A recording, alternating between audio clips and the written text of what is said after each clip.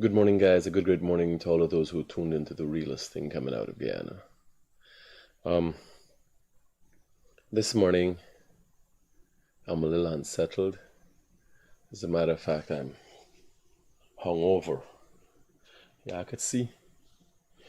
I did something that I don't normally do. Sometimes you find solace in some drinks. And I went back to being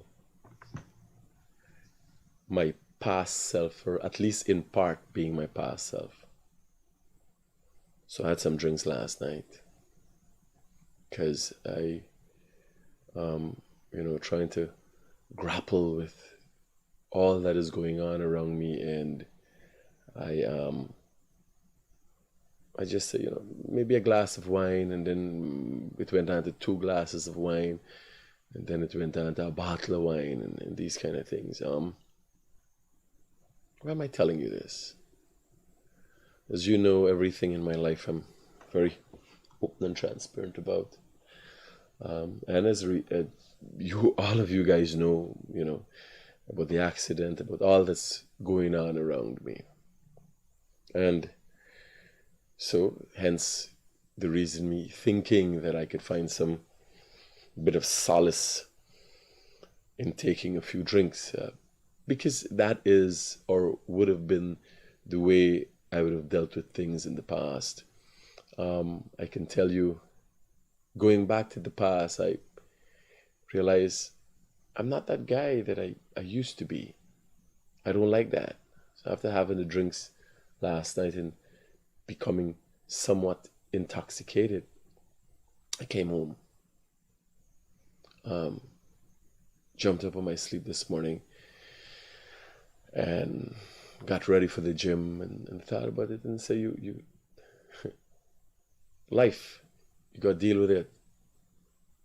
Either you be a bull or be bullied. You decide whatever you want to be in this life. It's your decision. So, in sharing this with you, there's no need to look for that. And I'm telling you, this is my experience. This used to be me of the past, looking down a bottle or a glass to cover up how I feel or the issues or how I'm affected. This morning, I feel even worse than I felt yesterday. Because yesterday I felt achieved that, yes, there is an issue, but I'm doing everything that I can to help in every way that I can. This morning, I feel a bit out of it, trying to grapple now with myself. This is for you, a learning lesson for you. I've given up myself as the test subject and be able to come and tell you. Like, I feel a little, in there right now. But funny enough, while I was having drinks last night, I was looking at the news, and I realized former President Donald Ramatar had something to say about my contract. And I told you earlier, there are a lot of times the PPP, like when you hear people talking and people are coming out, the mechanism or the mechanisms out there right now are more in favor of the PPP. So when you're hearing people saying things, it would be sometimes you thinking as opposition as the PPP people behind, because the opposition is a waste of time. They Glenn give them a front page, and it says Glenn front page says opposition to table amendment to Procurement Act to prevent critic-like contracts. So what is a critic-like contract? And then you know that the opposition is, what is a critic-like contract? If the opposition has reached out to Emperor Tab the body, the procurement body that they fail to use. They have nobody. They just do things, spend money as they like. But today is not their day. And my header says, forget about the PNC and let's look at the PPP's mistake. One of the biggest mistakes that the PPP has made was Donald Ramattar. A mistake for a human being. You understand? I left supporting the PPP in 2015 and 2011 because of Donald Ramattar. He was a hopeless waste of human space. Donald Ramattar. The biggest downfall ever to the PPP. A dotard president. You understand? And when it comes to stupidity, I don't even think second to Granger. And Granger used to call a dotard too. Donald Ramattar, and I'll really go into it just now. I want you to listen to our president. I'll give you a comparison of where we are today in this country, and I'll show you what is presently being produced and what the PPP once had. The PPP has to make sure it doesn't ever make the same mistake again. Nepotism. Donald Ramattar had a son who was part of a project that never lost money. Nothing came out of it. I went on the Let Them Trail. For those of you who've been around me long enough know, I've been on the Let Them Trail and checked the cable. They just dig the cable and put it down.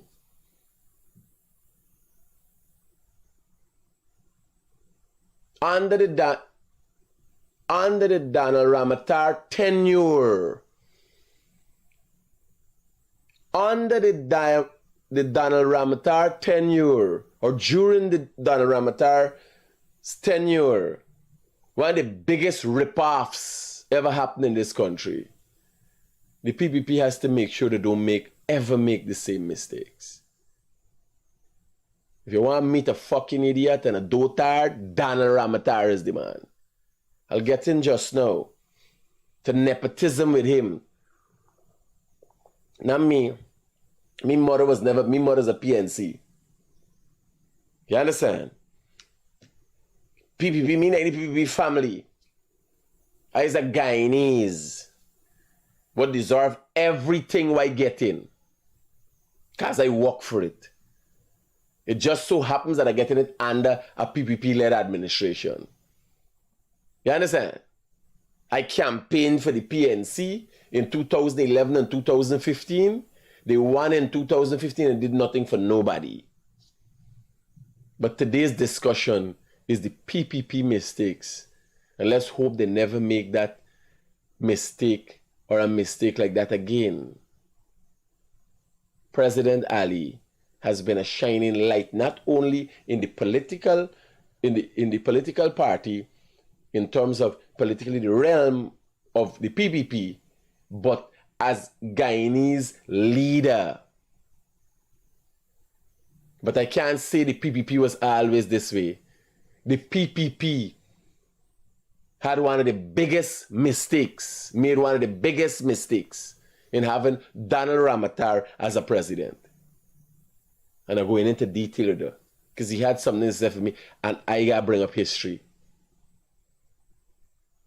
He got into Red House, and he got something to attack about me contract. This rest in the mind is greed. When his daughter get work, when his son fudge up the contracts, there was nothing but a half-skull black man. Get something is the thing. A man who played a role in righting the wrongs that he did are cast upon us in this country.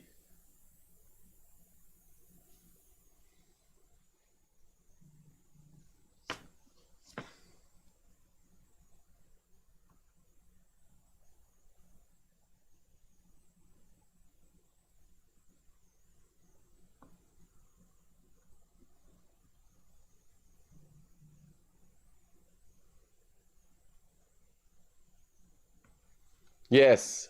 Somebody said he was the reason the PPP lost. Yes. He was a fucking mistake. A grave mistake. And if they had any corruption in the PPP, it was Daniel Ramatar. Daniel Ramatar pardoned a man who destroyed a little child. Pardoned him. Daniel Ramatar, a pathetic, sick, dotardic man. Listen to about the president. This is the new face of leadership in this country. Thank God. We're we're near a Daniel Ramatar leadership. Fellow Guyanese, good afternoon. This afternoon I want to spend just a few moments with you to deal with three issues I would have had some meetings on with the three different sectors. But before I do so, let me say that I did not have the opportunity to speak on this matter, but my meeting with the teachers, as I said from day one when I assumed office, that my style is to consult, to listen, to seek advice, to derive ideas. And I want to thank all the teachers who came and shared not only their personal needs and what they see as their priority, but how they see the education sector and the priorities of the education sector and how we can improve that sector. And I'm very grateful for that meeting. The union was definitely invited to this meeting in consultation with the president. And this was not a meeting to negotiate anything. This was a meeting to speak directly with teachers, to listen to them, to listen to their concerns, to listen to see how, to hear from them how they feel and what they see as their priority. This has nothing to do with negotiations with unions.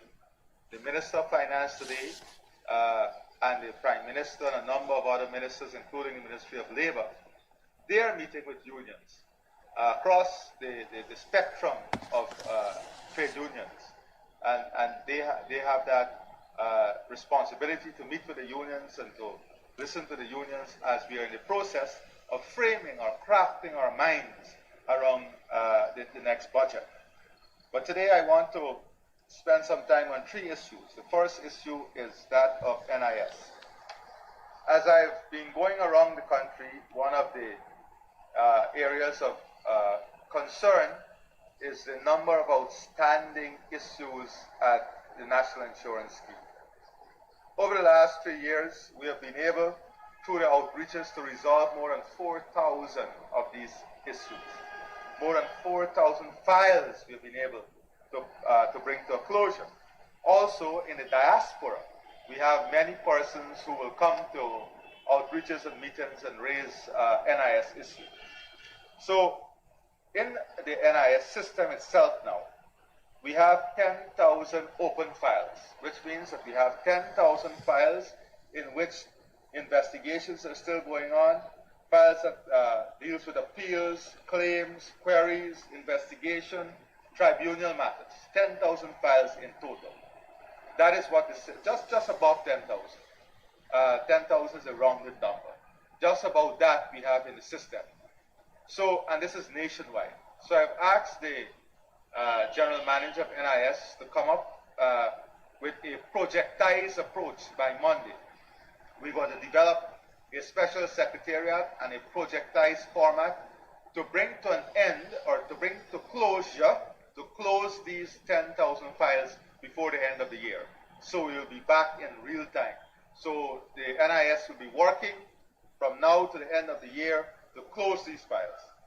Now in the diaspora, we have many persons with outstanding issues there. So separate and apart from the nationwide files that we have diaspora files that are open, maybe 300 plus, just about 300 plus. The NIS team in November are going to do what we call a diaspora outreach. They're going to do a diaspora outreach in New York, in Toronto. So what we want is members of the diaspora to send to the diaspora unit in the Ministry of Foreign Affairs their issues in relation to NIS with all their supporting documentation, so that that can be sent to the NIS. Now they can start looking at the issues and advising you as to the status of your claims, your objections, your queries, or your investigation. So I wanted to address. Now, please listen carefully to this. Listen to what the president is saying, because a lot of people complain about NIS. A lot of people have issues with NIS. A lot of people have issues with pension. Please listen carefully and hold them to this.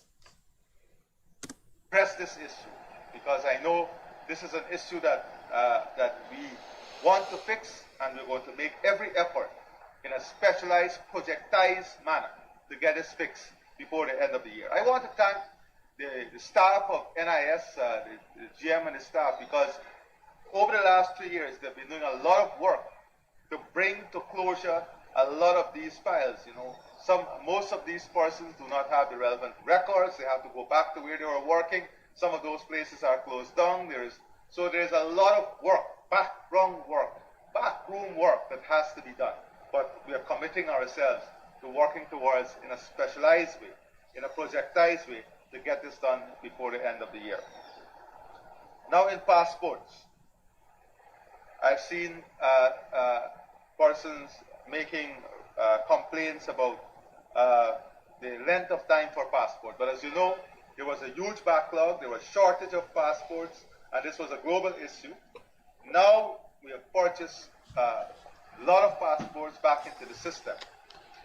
But what I've seen is that people are not utilizing the regional offices. Take, for example, in Georgetown, central Georgetown, we have about 4,048 passports in the backlog. In Berbice, about 900 passports in the backlog. Linden, about 102 passports in the backlog. Anna Regina, 103. Porica, 45. Bartica, 5. When you take the totality of that and some here and there, we have a backlog of Hey, bro. That's not a call you because thinking and just tweaking. No. I'm wrapping up my program and I'm coming out there. Oh, you're in a program? Yeah, we're doing 8:15 the latest, 8:30 the latest. Alright, do your thing. I can edit everything for you. Yeah. about 5,300 plus passports. Just over 5,300 passports. So I have brought together the team, and they're working now in a concerted way, 24-hour shifts, to have this entire backlog of 5,302 plus a backlog of about 400 for the diaspora. So that is about just over 5,700 passports in the backlog, nationwide and in the diaspora. They're working to completely bring to nil this backlog by next Friday. So all things being equal, that is, they don't have any challenges with the machines and so on, by next Friday, we're hoping to bring this backlog to a nil position. This is passports we're talking about, right? We are complaining about all the time. Now I want to alert, we don't have an issue with this at the moment, but I want to alert the population on an advisory on the use of water. As you know, we have been going through an extensive dry season. The extensive dry season has severely impacted our surface water availability and our groundwater ratios. So what we have seen as a result of the prolonged dry season, extremely dry season, is that a lot of persons are also going to pipe water for gardens, for farming, for agriculture. They're going to pipe water also for construction purposes. Now this is adding more demand on the system. This is adding additional stress on the system that is already suffering from depletion based on the dry weather. So I wanted to ask members, communities, members of the population to be careful with the consumption of water, not to minimize wastage, to ensure you turn the taps off, because the period we're going through is one that is excessively dry. The phenomenon is bringing serious stress regionally and globally. We are now talking about water stress scenarios, and that is as a result of the very dry period we are undergoing. So, for example, in Region 1, you're seeing a reduction in the flow from springs, especially at Matthews Ridge, Mabaruma area. This has resulted in the Water Authority taking decision to do sectional delivery to residents on a scheduled basis to ensure that we maintain a level of supply. We also saw a decline in the static level of. Morning, mommy. Hi, good morning. How you doing? I'm okay, mommy. How are you doing? Not bad. I Yeah. see you send the eggs. I'll do today, mama. I send a little raise now. All right, will do. I'll come myself. I want to see you. I love you. Bye-bye. Love you too. Bye-bye.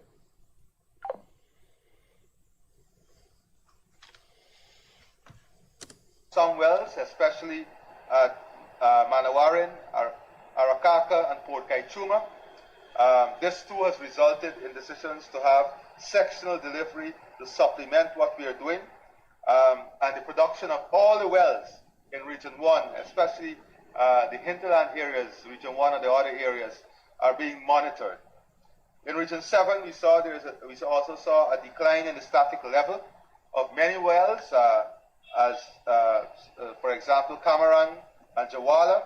So these situations are also being monitored. As I said, we don't have a situation now where it is detrimental to the supply and delivery, but it's just speaking to the population, engaging you so that we can be aware of what is happening and we can take the necessary action so that we can also help in the current circumstances.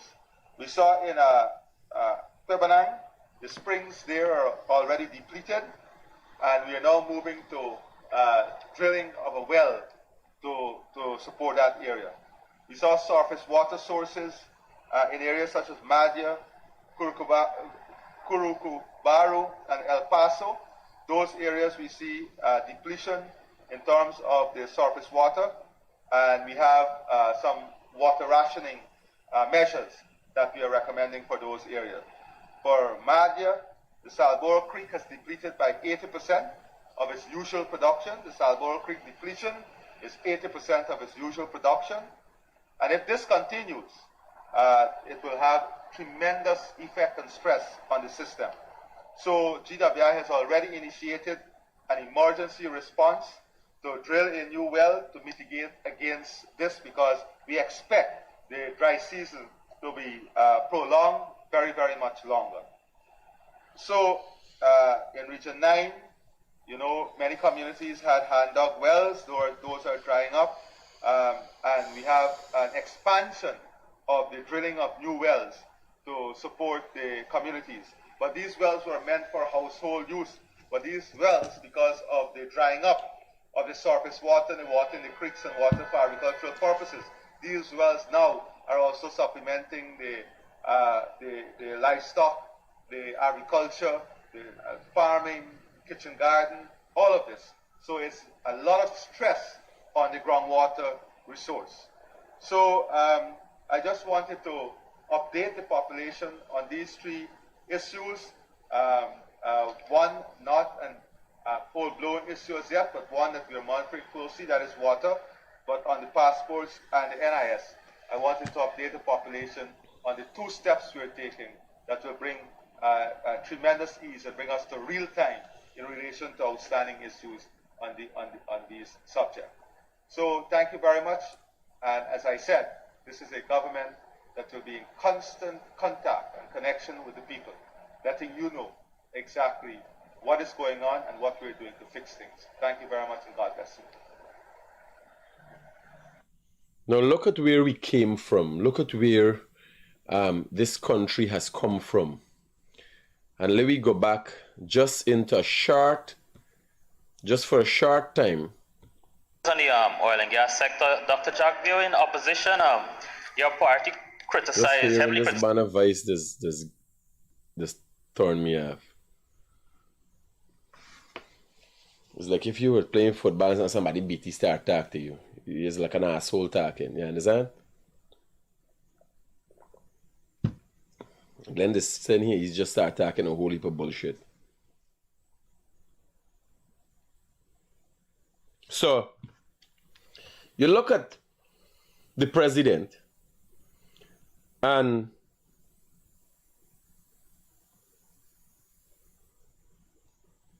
you look at this country history a short time ago, and you look at the biggest mistake the PPP ever made. He wasn't only a mistake, Dan Ramatar wasn't only a mistake as a human being. He was a mistake as a leader and everything else. Now, let me go today.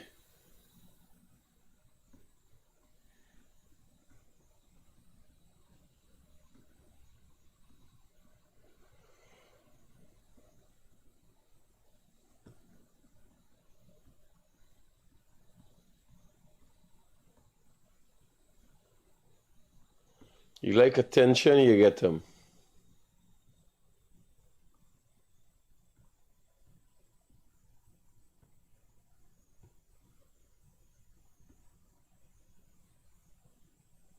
No. Temporary waves.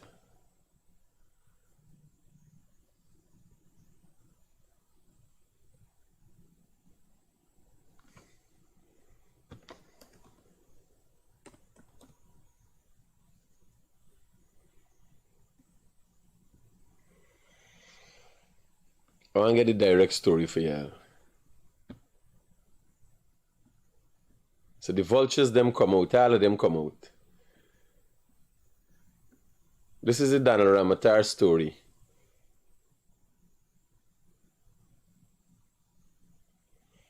Right? Government should establish construction arm to avoid inflated contracts, Ramatar. Amid concerns about the National Procurement and Tender Administration Board, Empatab award of a 865 million contract to build a pump station from President Daniel Ramatar. Former President Daniel Ramatar on Thursday recommended the government establish its own construction arm to force contractors to bid with realistic rather than inflated prices. When the contract was awarded, people had 1 billion more than me, 2 times me amount. So how me become the problem? I had one of the lowest bids, met all the requirements, and you don't get a contract just like that. But Daniel Ramatar, as I said before, was the biggest mistake ever happened to the PPP. The PPP made a disastrous mistake in putting Daniel Ramatar as president, right? And let me just go and show you. Daniel Ramatar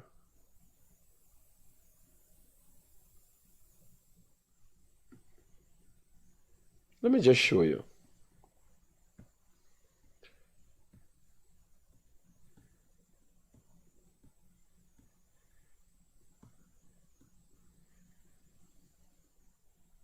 First thing, nepotism under Daniel Ramatar was a big thing. Because his daughter been at the gold board, his son been at another place, like if Guyana was Daniel Ramatar on. You understand? The mistake that the PPP made was so glaring.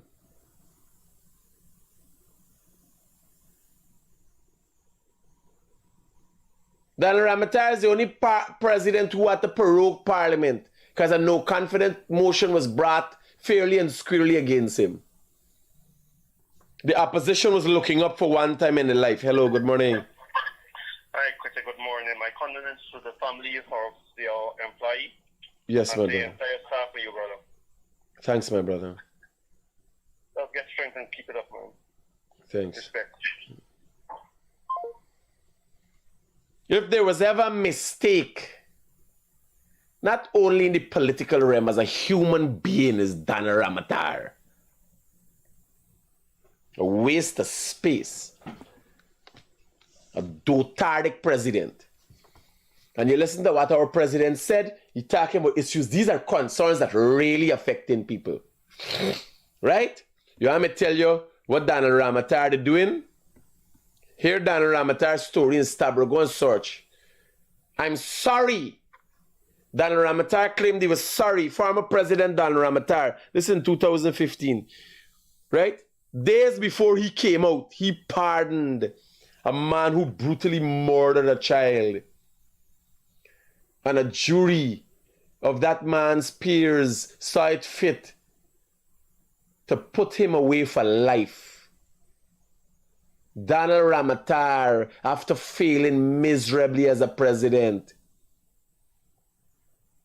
went on to pardon one of the most brutal murderers in this country. He had nothing else to do. The man was a waste of human space and still is.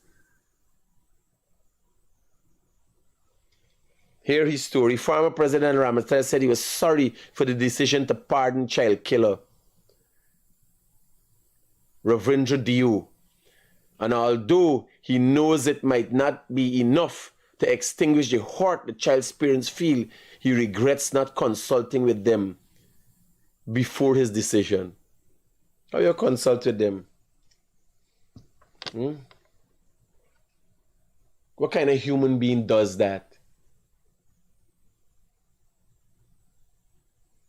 The whole country decide, a judge decide, jurors decide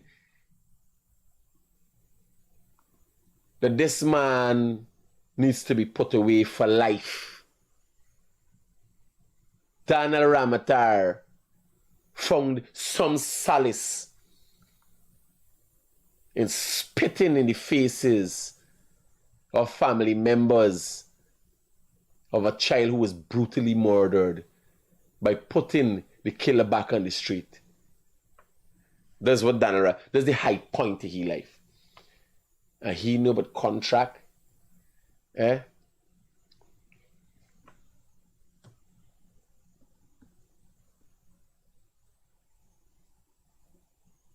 This postie disappeared from iNews. They moved this postie. But this one, no poster display. Two of former President Dan Ramatar's children sent on leave. How you believe they could send two of them on leave?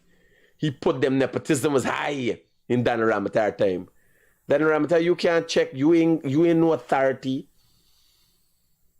Dan Ramatar, you's a part of the PPP, but you just like the opposition. You ain't there in no position, you ain't got no background, you ain't got no authority to talk on nothing. Over 32 million for poor supervision of e-governance project. The governance project, they let him, they're supposed to get internet, and now they ain't get internet. It's Daniel Ramatar's son headed that project and raped and ripped off this country. I don't know the buy. Right? I ain't know the buy. But his father's a fucking waste of human space. And he called my name, and I come in for he and everybody. All the Ramatars. You understand? That's how I was roll. Since you know about contracts, let me find out about these contracts. These contracts I want to find out about, I want to know about. Whoever happened to this? Right? Well, what happened to any Data was a part of the goal board, the head in the goal board. Every time was a different thing. When it's not Daniel Ramatar putting the data, the head of the goal board, we had the PNC putting JHK Lal. Everybody always putting somebody for them. Me, nobody put me no way. I did the bottom me hustling. You understand? Just for you know, hard work and dedication has me here. Hear this man's story, bye. Listen to this man's story. Listen to Daniel Ramatar. Could go on and I am so sorry. Maybe if I had spoken to the parents earlier, I didn't think I would have. Daniel Ramatar told Stabrook News. There's pardon the killer. The now 39-year-old DA was convicted for brutally murdering her 8-year-old Vishnu Bim, which was committed 21 years ago, a Laban intention. That's LBI. Although sentenced to hang, he subsequently had his death sentence commuted to life in prison. Daniel Ramatar saw it fit to get in this story. Not help nobody. The economy was a disaster. Nepotism was at its highest in the PPP. When he put in Ali, first thing he cheering them, all them get jobs all over. What motivated me was the case put up for DO. I had read the Chief Justice's ruling on the matter when he said that the sentence should not have been murder, but the lesser manslaughter, and at the time, he, DO, had spent what would have been time for manslaughter. I had also met with DO's parents who were sick and ailing, and so forth. In retrospection, all I can say is I am sorry I did not contact the parents because, again,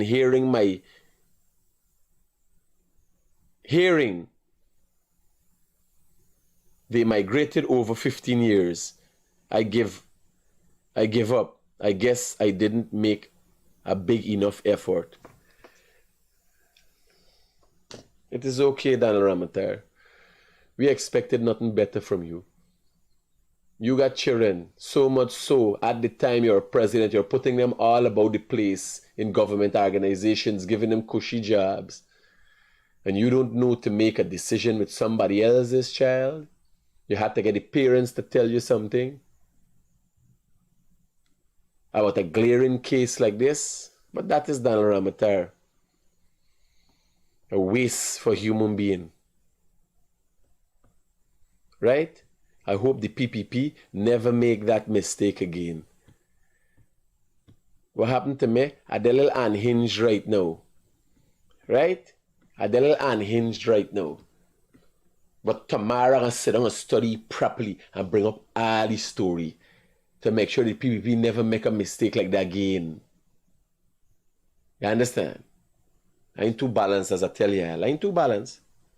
But Daniel Ramatar got thing for talk about people. Nepotism was at its highest. People didn't turn out to vote for the PPP because of Daniel Ramatar. Daniel Ramatar was the cause for the PPP losing the last election. Daniel Ramatar was the cause for us ending up with a government that suffered the people for 5 years. And Daniel Ramatar got thing for talk. Yeah? He know about oil. He is now the oil export. He couldn't have figured out to make an informed decision on his own. He pardoned the killer.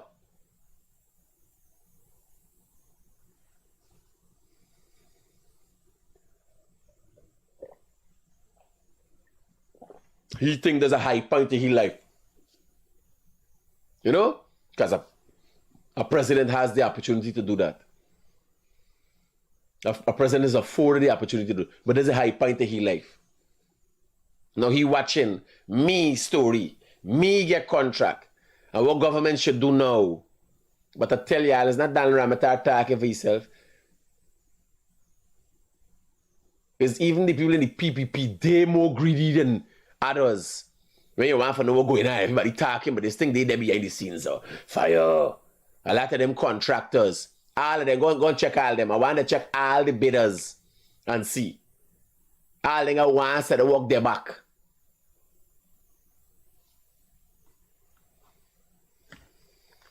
At least we're in a better place now. Because President Ali even lived through the Daniel Ramatar era and the Daniel Ramatar mistakes. Daniel Ramatar know about Isle. When he know about Isle, he know as much about Heil like the Heil man. Both of them are on the same page. You Braj Heil man. He know about Isle. When he know about Isle.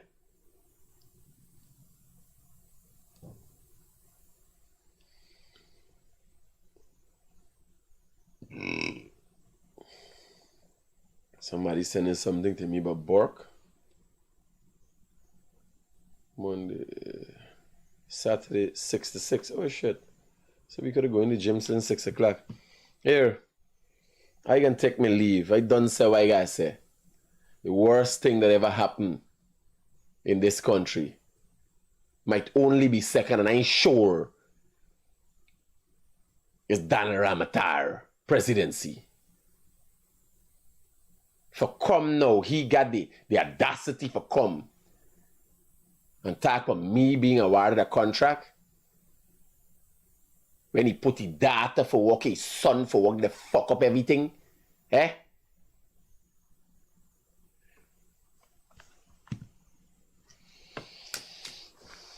Y'all take care. Peace out.